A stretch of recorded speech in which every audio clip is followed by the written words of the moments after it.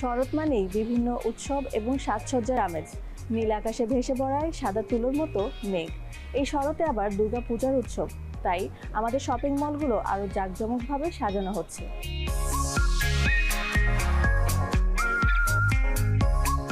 পূজায় ফ্যাশন মানেই চমক।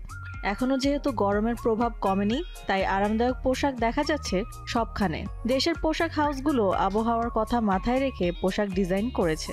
ওই জায়গা থেকে পোশাক তৈরিতে সুতির উপরই নির্ভর করেছেন ফ্যাশন ডিজাইনাররা। অ্যাকোয়া সিল্ক, সুতি কোটা, সুইস কটন এসব মেটেরিয়ালও পোশাক প্রস্তুত করছেন তারা।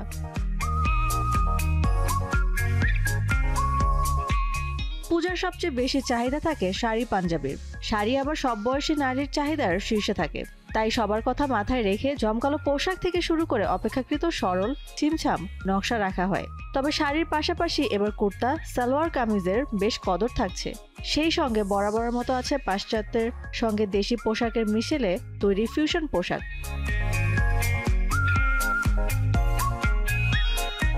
নিজেকে ভিন্নভাবে দেখতে অতিথি আপ্যায়ন বা মণ্ডপে মণ্ডপে ঘোরার জন্য বেছে নিতে পারেন কুর্তা বা টপস।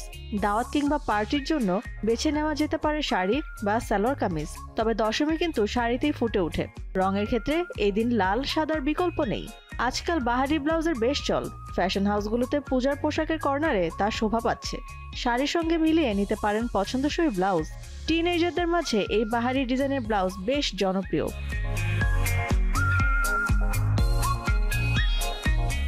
পূজায় নারীর জন্য যেমন শাড়ি, তেমনি পুরুষের জন্য পাঞ্জাবির বিকল্প নেই।